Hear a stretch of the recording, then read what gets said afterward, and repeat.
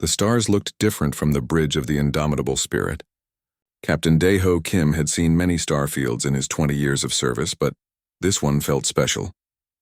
3 years ago, humanity had joined the Galactic Council. Now they were part of something bigger than Earth, bigger than their solar system. "Captain, we're receiving signals from the Council fleet," said Bora Choi from her station.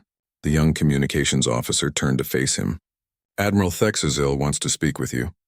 Dae-ho nodded and walked to the main screen. The insectoid face of the Vorthak Admiral appeared. Multiple eyes looked at him while clicking sounds came from the translator. "Captain Kim, our sensors show the energy readings are getting stronger. Your science team should prepare for close examination of the anomaly." "Understood, Admiral. Chief Park is already preparing her equipment." Dae-ho looked at Hee-jin Park, who was working at the science station. She was one of the best scientists in the human fleet. The joint expedition had been planned for months. 12 ships from different council races plus 5 human vessels. The mission was simple: investigate strange energy patterns in the Vega sector. Nobody knew what was causing them, but the readings were unlike anything seen before. Tae-min Lee, the tactical officer, checked his screens.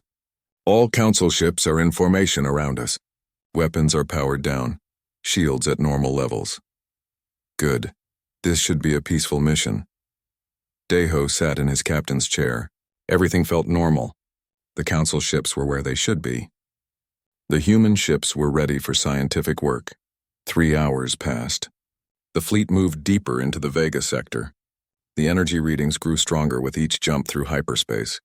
Hee-jin worked with scientists from other ships, sharing data and theories. "Captain, I'm detecting something unusual," Hee-jin said. She frowned at her instruments. "The energy pattern isn't natural. It looks like someone built it." "Built it? You mean artificial?" "Yes, sir. This looks like technology, but not from any race we know." Dae-ho felt excited. First contact with a new species was always important. "Send your findings to Admiral Thexil. He'll want to know." Bora worked at her station. "Transmission sent, Captain." The reply came quickly. "All ships will maintain current formation. Prepare for detailed scans of the source." Tae-min checked his tactical display. "Sir, the council ships are changing position." They're surrounding us." "What do you mean, surrounding us?" "Look at this." Tae-min put the fleet positions on the main screen.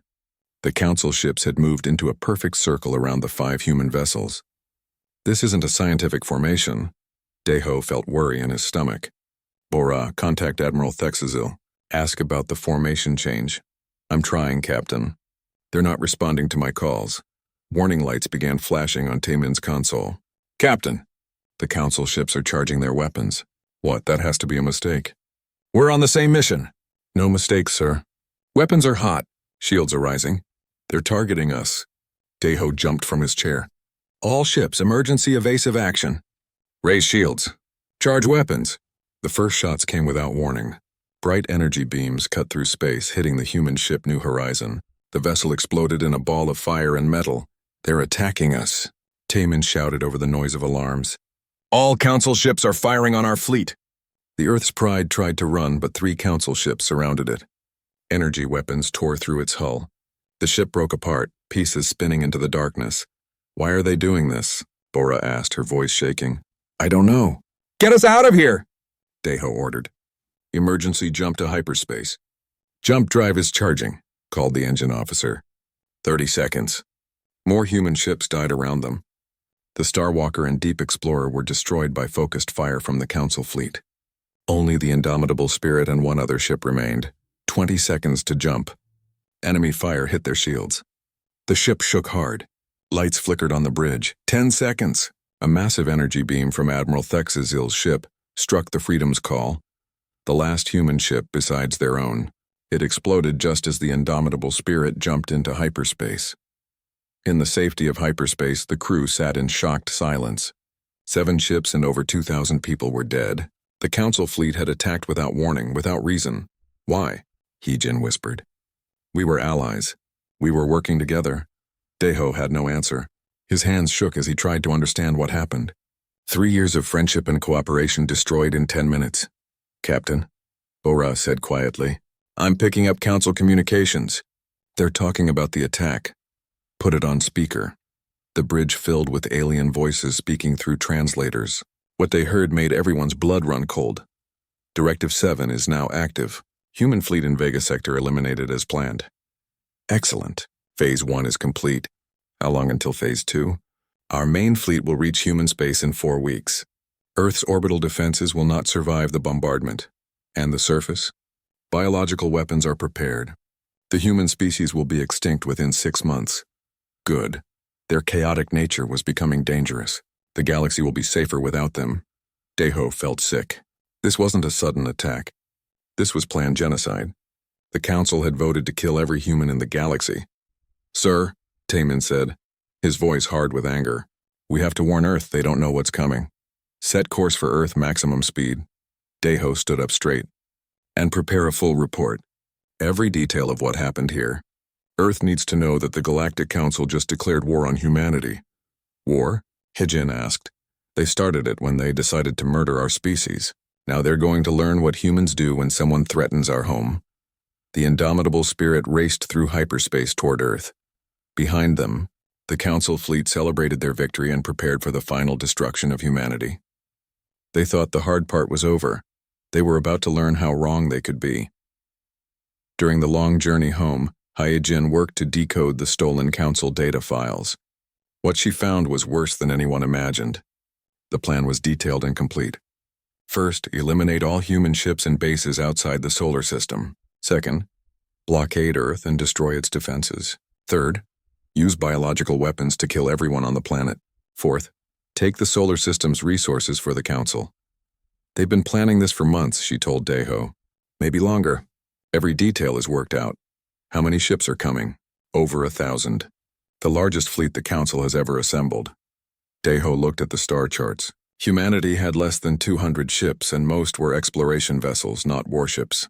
The Council had superior numbers, superior technology, and the advantage of surprise. But they had made one mistake. They let one human ship escape, and that ship carried the truth about their plans. They wanted to kill us quietly, Deho said. Make it look like an accident in deep space. But now we know. Now we can prepare. Prepare for what? We can't fight 1,000 ships. Deho smiled, but it wasn't a happy smile. It was the smile of a man who had seen his friends murdered and was ready to make someone pay. We can't fight them the way they expect. But humans have never fought the way anyone expected. They're about to learn that the hard way. The indomitable spirit continued toward Earth, carrying the warning that would change everything. Behind them, the Council fleet made ready for what they thought would be an easy victory. None of them understood that they had just made the worst mistake in galactic history.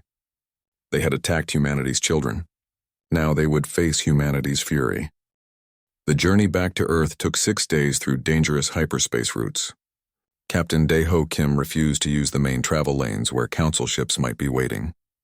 His crew worked around the clock, checking and double-checking every piece of evidence they had gathered. Hyejin Park barely slept during those 6 days. The stolen Council data files contained more information than she had first thought. As she decoded each file, the picture became clearer and more terrifying. Captain, you need to see this, she called from her station. Deho walked over to look at her screen. Numbers and charts filled the display, but he could read enough to understand what they meant. They've been watching us for 2 years, Yejin explained. Every human ship, every colony, every military base. They know exactly where we are and how many people live in each place. 2 years?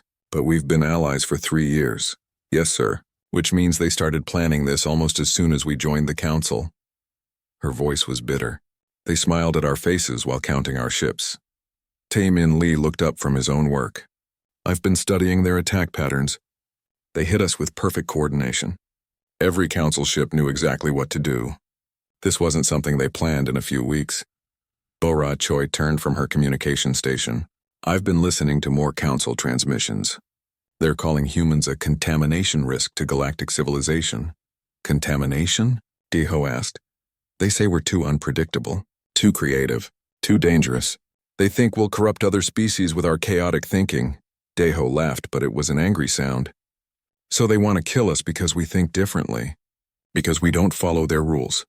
That's exactly right, sir. According to these files, the Council has never dealt with a species like humanity before. We learn too fast. We adapt too quickly. We ask too many questions. And for that, they want us extinct. Yes, sir. The indomitable spirit dropped out of hyperspace at the edge of the solar system. Home looked beautiful from a distance.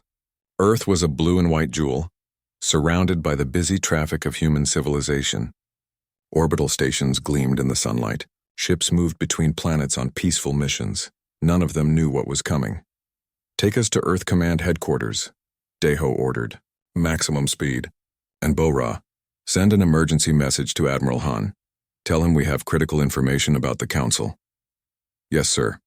The trip to Earth took 4 hours. During that time, Deho prepared his report. How do you tell your people that their allies have become their executioners? How do you explain that everything they believed about galactic friendship was a lie? Earth Command Headquarters was a massive station orbiting above the Pacific Ocean. Ships came and went constantly, carrying supplies and personnel throughout human space. Admiral Seungwoo Han met them at the docking bay personally. "Deho, what happened out there?" "We lost contact with your entire expedition 3 days ago. Sir, we need to talk privately. What I have to tell you will change everything." They went to the Admiral's office where Deho told the whole story. He showed the evidence, played the recorded Council communications, and explained the full scope of the planned genocide. Admiral Han listened in growing horror. His face went pale as he understood what the evidence meant. "You're telling me the Council voted to exterminate humanity?" "Yes, sir. Every human in the galaxy. They plan to attack in less than 4 weeks. This is impossible. The Council represents peace and cooperation. They wouldn't. Sir, they already started. 7 human ships are destroyed. 2,000 people are dead. The evidence is right here." Admiral Han studied the data files.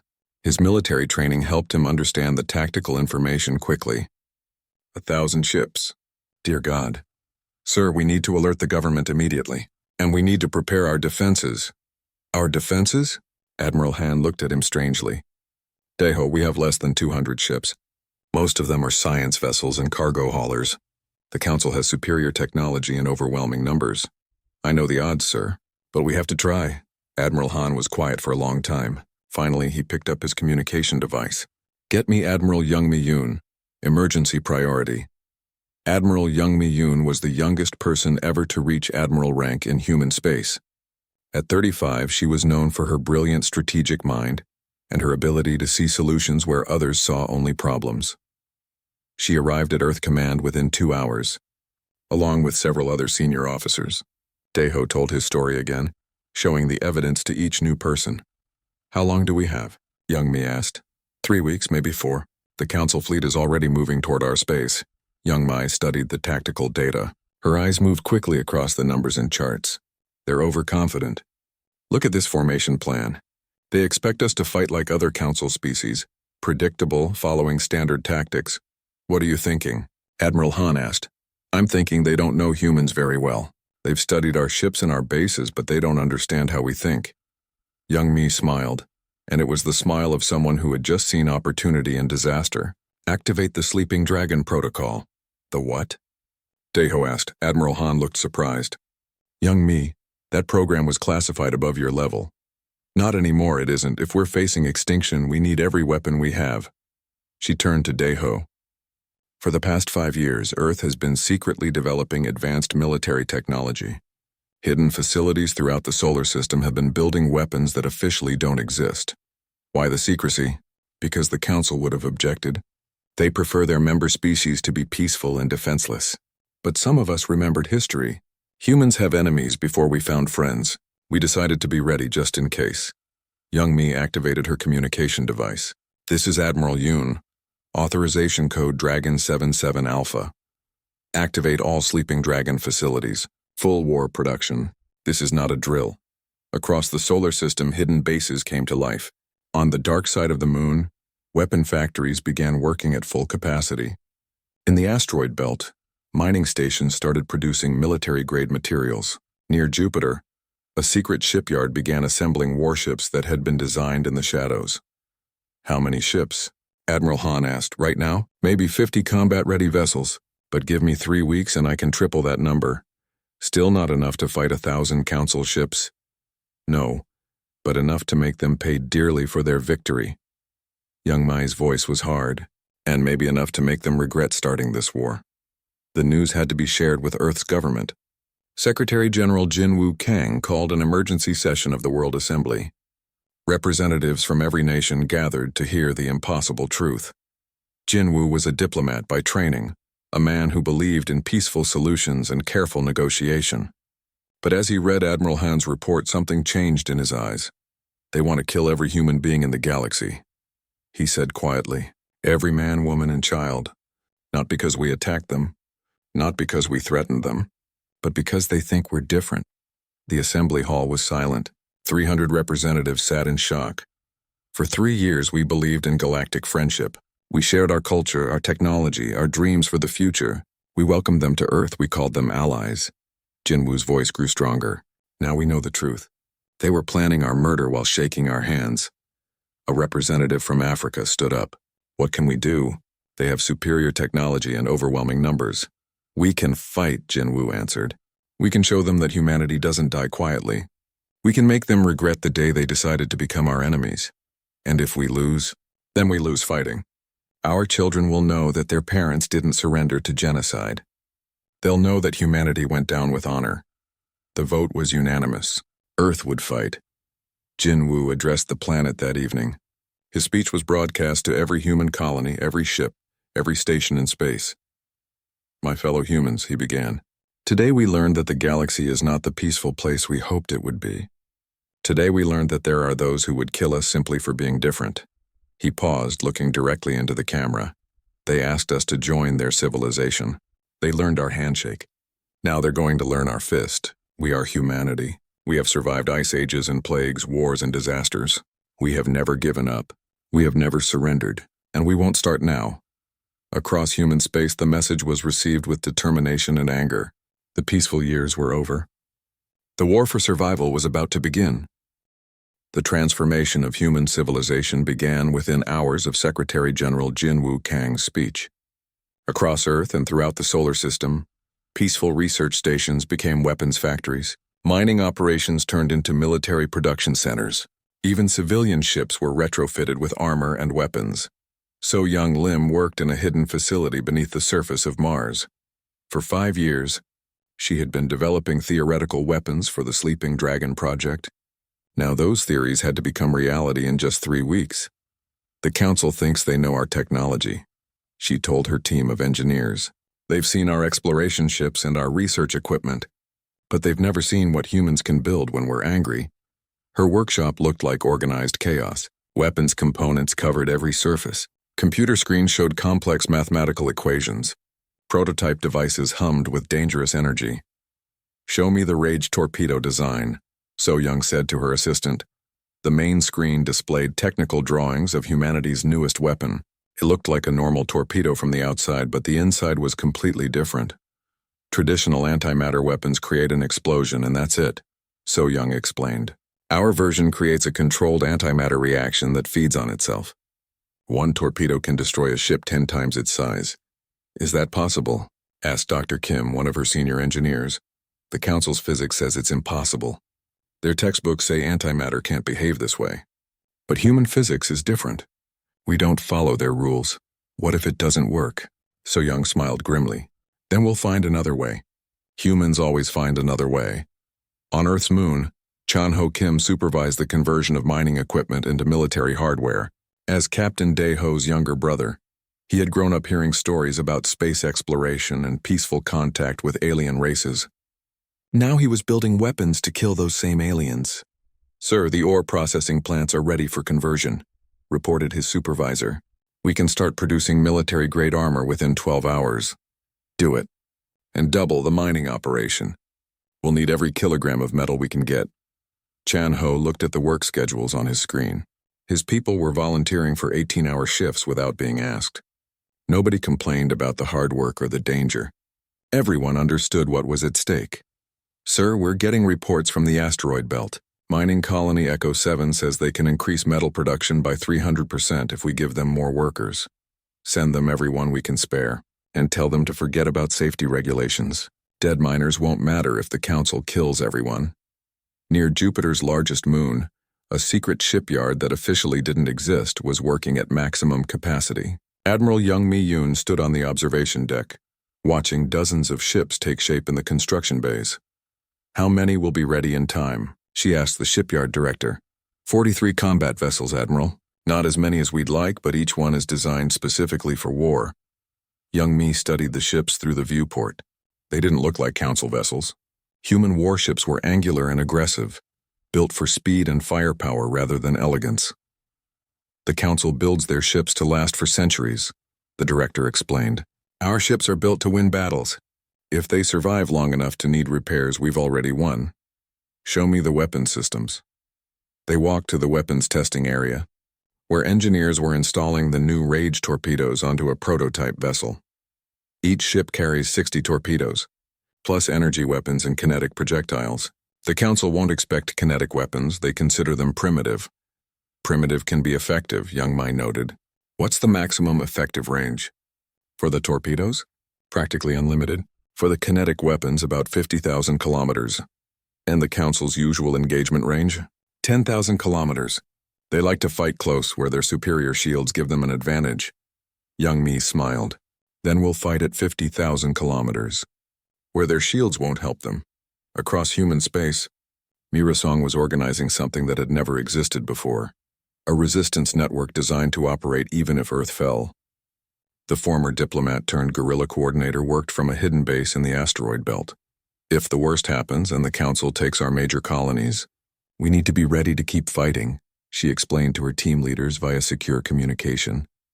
What kind of fighting? Asked the coordinator from Alpha Centauri. Guerrilla warfare. Hit-and-run attacks. Make them pay for every system they try to occupy. Mira pulled up strategic maps of human space. We've hidden weapons and supplies throughout the frontier regions. Small groups can use these caches to harass Council forces for years. What about the civilian populations? Anyone who wants to fight will have the equipment to do it. Anyone who can't fight will be evacuated to hidden colonies and unexplored systems. Mira had been working on this project for 2 years, ever since Admiral Young Me had asked her to develop contingency plans for the worst-case scenario. At the time, it seemed like paranoid preparation. Now it might be humanity's only hope for long-term survival. Remember, she told her coordinators, the Council expects us to fight like civilized people. They expect us to surrender when our main fleet is destroyed. We're going to show them that humans don't know how to surrender. While the military prepared for war, the Council fleet continued its approach toward human space. Their communications were filled with confidence and arrogance. Captain Deho and his crew monitored these transmissions from Earth Command headquarters. The enemy was making no effort to hide their plans or their contempt for humanity. Listen to this, Bora said, playing a recorded conversation between Council ship commanders. The human fleet is pathetically small, said a Zentaran captain. This will be easier than the Korath pacification campaign. At least the Korath fought with honor, replied a Vorthak commander. Humans are likely to surrender as soon as they see our fleet. Admiral Thexzeal says we should offer them quick extermination as an act of mercy. Why waste time with a siege? Because the biological weapons need time to be distributed properly. We want to ensure complete species elimination. Deho turned off the recording. They really think we're going to give up without a fight. Let them think that, said Admiral Han. Overconfidence is their weakness. Sir, we're receiving reports from our deep space monitoring stations, Taemin reported. The Council fleet has been spotted entering the outer edge of human space. 1,037 ships exactly as predicted. Admiral Han studied the tactical display. Formation. Standard Council battle formation. They're not even trying to hide their approach. Why should they? They think they're hunting helpless prey. Young Mai's voice came over the communication system. All ships, this is Admiral Yoon. Final preparations are complete. Human fleet strength is now 194 vessels. Not as many as we'd like, but enough to give the Council a very unpleasant surprise. 2 days before the expected arrival of the Council fleet, Jinwoo made another speech to humanity. This time, his words were broadcast not just to human space, but throughout the galaxy on Council communication channels. To the species of the Galactic Council, he began, you have voted for the extermination of humanity based on fear and prejudice. You call us chaotic and unpredictable. You say we contaminate galactic civilization with our different way of thinking. His voice grew harder. You are right about one thing. We are unpredictable. You planned genocide expecting us to die quietly. Instead, we're going to fight. You thought superior numbers would guarantee easy victory. You're about to learn that quantity means nothing without quality. He paused, looking directly into the camera that would carry his words across the galaxy. You wanted to see human chaos? You wanted to see what makes us dangerous? Come to our home system. We'll show you exactly why you should have left us alone. The Council fleet received the message with amusement. Admiral Thexazil responded with his own broadcast. Humans of Earth, your bravado cannot hide your fear. We offer you mercy. Surrender now and your deaths will be quick and painless. Continue this futile resistance and we will make your species suffer before it dies. Admiral Young Mi's response was broadcast on all human frequencies 30 minutes later. Admiral Thexil, you want to know about human mercy? Ask your historians about our wars. We've never shown mercy to those who threaten our children. We've never backed down from bullies. And we've never lost a war when our survival was at stake. Her voice carried the promise of violence. You call this futile resistance, we call it target practice. Come to Sol System, Admiral. Come and learn why the galaxy should have left humanity alone. The Council fleet continued its advance, confident in victory. They had overwhelming numbers, superior technology, and the element of strategic surprise. What could go wrong? Behind them, across the galaxy, other Council species watched the communications with growing interest. Many had wondered about the humans since their admission to the Council. Now they would see what this strange new species could do when pushed to the edge of extinction. None of them expected what was about to happen next. The Council fleet arrived at the edge of the solar system exactly as predicted. 1,037 ships dropped out of hyperspace in perfect formation, their hulls gleaming in the distant sunlight. Admiral Thexil stood on the bridge of his flagship, watching the scanner displays with satisfaction. Sensors show 194 human vessels, reported his tactical officer. They're positioned around their home planet in a defensive formation. Exactly as expected, Thexazil clicked approvingly. Primitive tactics from a primitive species. Send the surrender demand. The message was broadcast on all human frequencies. Humans of Earth, this is Admiral Thexazil of the Galactic Council Enforcement Fleet. You are surrounded and outnumbered 5-1. Surrender immediately, and your deaths will be swift. The response came from Admiral Young Mi Yoon, broadcasting from the bridge of the human dreadnought Righteous Anger. Admiral Thexazil, this is Admiral Yoon of the Human Defense Fleet. We have a counter-proposal. Leave our system now and we'll let half of you live. Thexazil's mandibles clicked with amusement. The humans think they can negotiate from a position of weakness. How amusing. But something was wrong with the sensor readings. The human ships were positioned strangely, spread out across a massive area rather than concentrated for defense. Their formation made no sense according to standard Council military doctrine. Begin the attack, Thexazil ordered. All ships advance to standard engagement range. Target their largest vessels first. The Council fleet moved forward in their traditional battle formation. They had used this same approach to pacify dozens of species over the centuries. It had never failed. On the bridge of the Righteous Anger, Admiral Young Mi watched the enemy advance with grim satisfaction. They're doing exactly what we expected. Signal all ships. Execute Battle Plan Alpha. Captain Daeho commanded a squadron of retrofitted exploration vessels positioned near Jupiter's asteroid belt. His ships looked old and weak compared to the Council's gleaming warships, but appearances could be deceiving. All ships, this is Captain Kim. Remember, we're not trying to win a fair fight. We're trying to kill as many of them as possible before they kill us. His tactical officer, Tae-Min Lee, monitored the enemy fleet's approach. Council ships are maintaining formation. They're still 40,000 kilometers out. Perfect. Load rage torpedoes. Target the largest ship in the center of their formation. Sir, that's extreme range. Council doctrine says their shields can stop anything at that distance. Council doctrine never met human weapons. Fire when ready. The first rage torpedo looked like nothing special as it streaked across space toward the Council fleet. To their sensors, it appeared to be just another projectile weapon that would harmlessly impact their shields. The torpedo struck the Council ship Dominant Victory and seemed to disappear without effect. For 3 seconds, nothing happened. Then the antimatter reaction began. The explosion started small, but instead of fading, it grew larger. The torpedo's special design allowed the antimatter to feed on the ship's own hull material, creating a cascade reaction that spread through the entire vessel. The Dominant Victory, A ship that could have survived a direct nuclear strike was consumed from the inside out. It died in a ball of expanding energy that took 2 nearby vessels with it. Impossible. Texazil stared at his screens in shock. How did they penetrate our shields? Unknown, Admiral. The torpedo seems to have ignored our defensive systems entirely. It must be a fluke. Continue the advance, but more torpedoes were already in flight. Human ships throughout the solar system fired at maximum range, targeting the largest council vessels with weapons that shouldn't have been able to hurt them. Ship after ship died as the rage torpedoes found their targets. Each explosion was different as the antimatter reacted with different hull materials. But the result was always the same: total destruction. Sir, we've lost 37 ships in the first attack wave, reported Texazil's tactical officer. The humans are using some kind of advanced antimatter weapon. Impossible. Their technology is inferior to ours. The evidence says otherwise, Admiral. Texazil felt the first hint of doubt.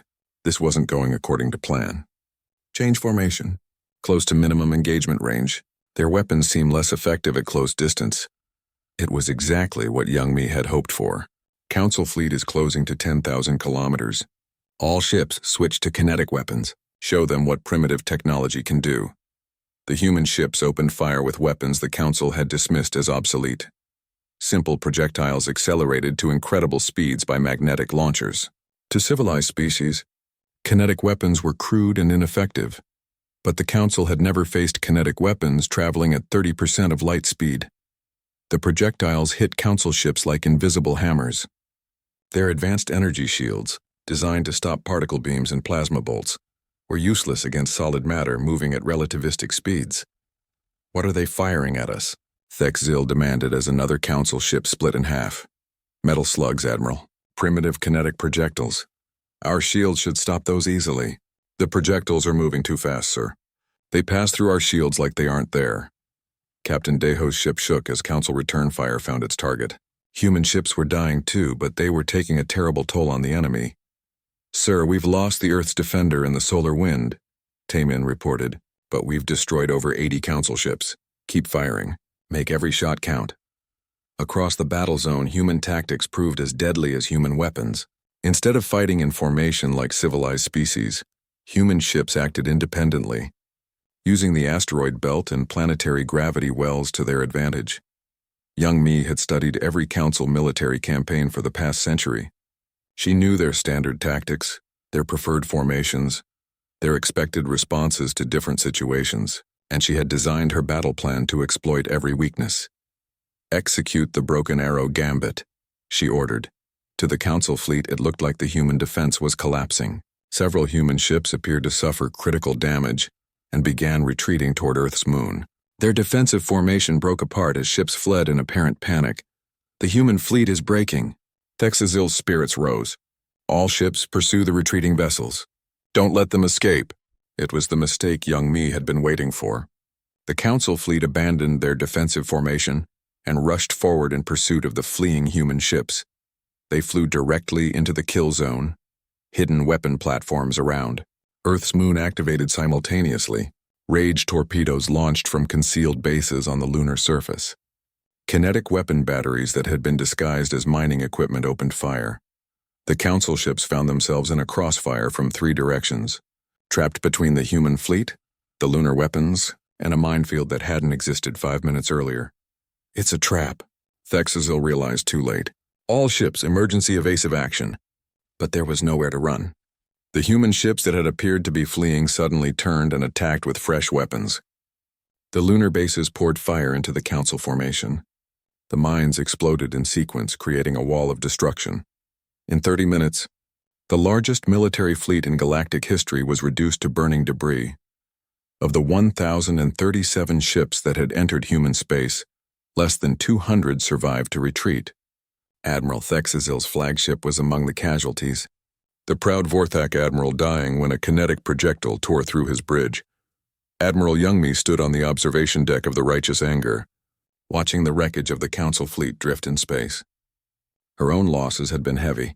63 human ships destroyed, over 8,000 people dead. But they had won. Status report, she requested. Council fleet is in full retreat, reported her tactical officer.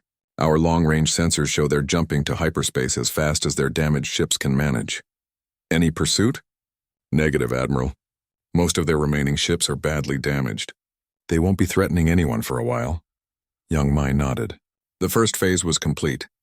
Earth was safe. But this was just the beginning. Open a channel to the retreating Council ships, she ordered. Channel open. Admiral?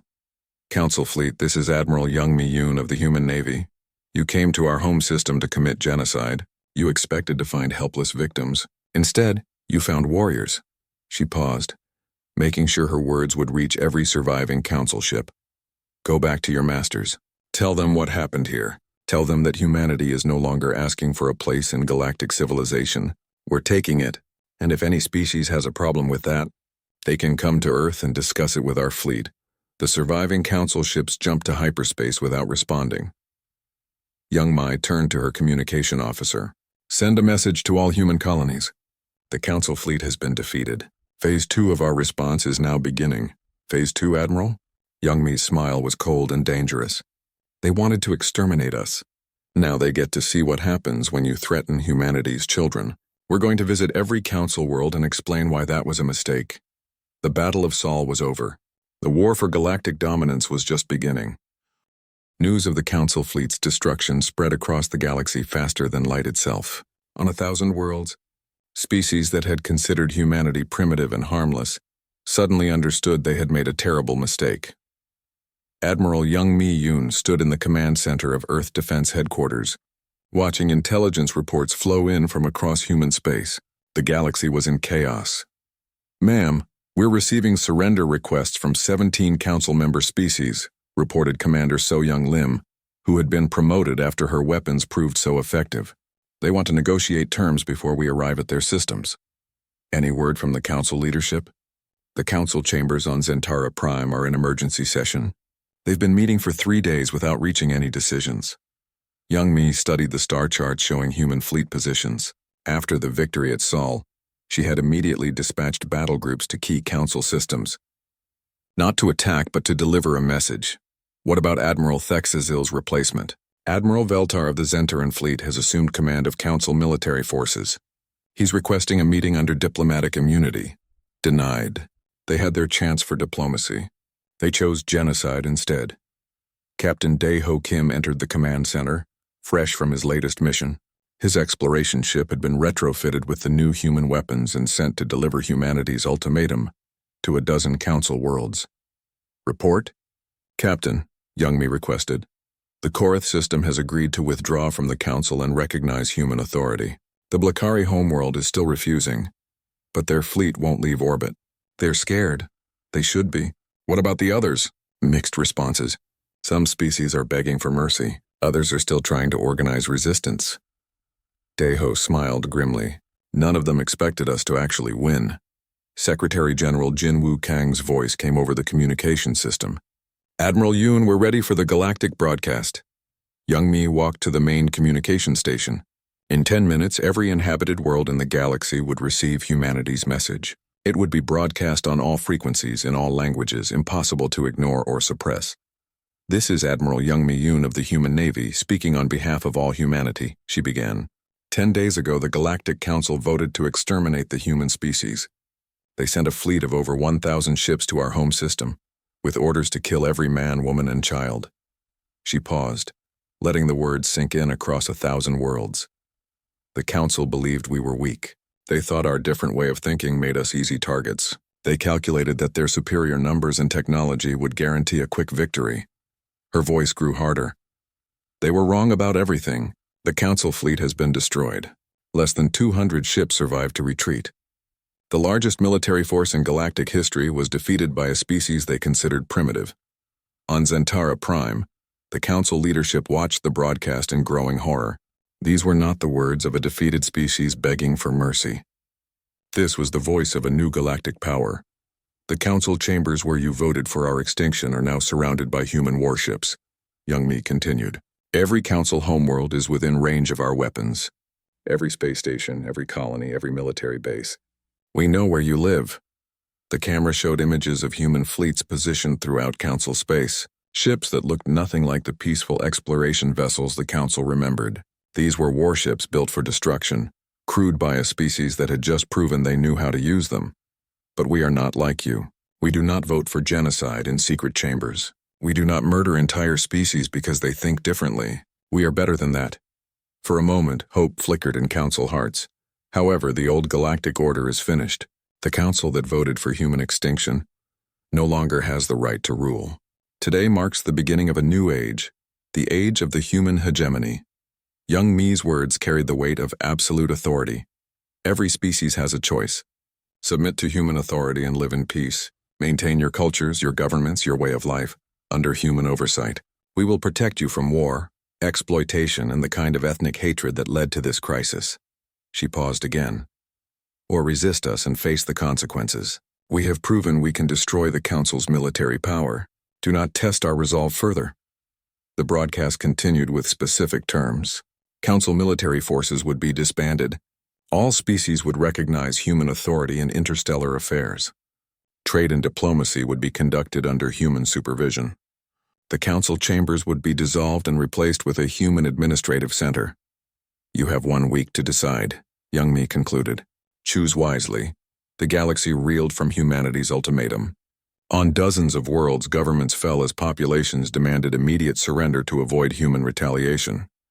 Military commanders mutinied rather than fight, against the species that had destroyed the Council fleet. But not everyone submitted quietly. Admiral Veltar of the Zentaran Empire attempted to organize resistance from the fortress, world of Zentara Prime. The remaining Council military forces, about 300 ships, gathered there for a final stand against human tyranny. We cannot allow one species to dominate the galaxy, Veltar declared in his own broadcast. The humans have won one battle through treachery and primitive weapons. They cannot stand against the combined might of all Council species. His words rallied some support. The more militant Council species sent ships to Zentara Prime. Within days, nearly 500 vessels had assembled for the final confrontation. They didn't have to wait. Long Captain Deho led the human fleet that approached Zentara Prime. 50 ships against 500, odds that would have terrified any other species. But these were human ships crewed by veterans of the Sol battle, armed with weapons that had already proven their effectiveness. Admiral Veltar, this is Captain Kim of the Human Navy. Deho broadcast as his fleet took position outside the Zentaran system. You have assembled a fleet in defiance of human authority. Disperse immediately or face the consequences. Human Captain, this is Admiral Veltar. Zentara Prime is the heart of galactic civilization. We will not surrender to barbarians. Then you will die as barbarians. All ships prepare for battle.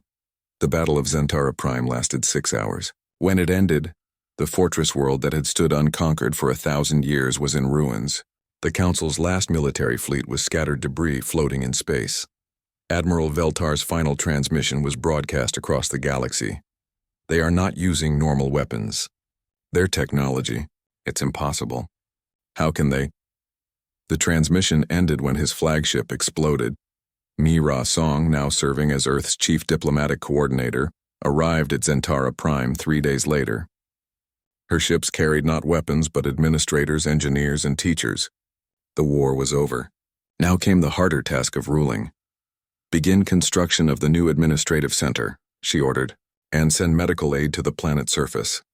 We're not conquerors. We're the new government. The former council chambers were demolished and replaced with a human command complex. Representatives from every species would still meet there, but now they would meet under human authority, following human rules. 1 year later, Secretary General Jinwoo stood in the new galactic capital, looking out at a city being rebuilt according to human principles, peace, prosperity, and protection for all species, under human supervision. The transition is proceeding better than expected, Mi-Ra reported. Most species have adapted to human rule without major problems. Trade is up 30% from pre-war levels. Interspecies conflicts are down 90%. Any continuing resistance? Nothing organized. Some isolated groups still dream of overthrowing the hegemony, but they have no military support. Most species prefer human rule to the old council system. Jinwoo nodded. It wasn't the future humanity had originally wanted. They had joined the galaxy hoping for friendship and cooperation. Instead, they had been forced to become its rulers. Any word from Earth about the memorial? Construction is complete. The monument to the victims of the Vega Sector ambush was dedicated yesterday. Jinwoo had written the inscription himself. They came in peace, seeking to destroy us in secret. They left in pieces, having learned that humanity's greatest weakness, our unwillingness to accept defeat, is also our greatest strength. Hyejin Park, now serving as Earth's chief science administrator, entered the office with her latest report. Sir, we've finished analyzing the technology we captured from Council ships. The scientific advances we've made in the past year are remarkable. How remarkable? We've accelerated human technological development by at least 2 centuries. Faster than light travel, advanced materials, energy weapons, planetary engineering. We now understand technologies that would have taken us decades to develop on our own. The irony is perfect, Jinwoo mused. They attacked us because they feared our rapid advancement. Now their attack has made us advance even faster. Admiral Youngmi's voice came over the communication system. Sir, we're receiving reports from the frontier regions. Several previously unknown species have requested contact with the human hegemony. Word is spreading beyond Council space. What kind of contact? They want to join us voluntarily.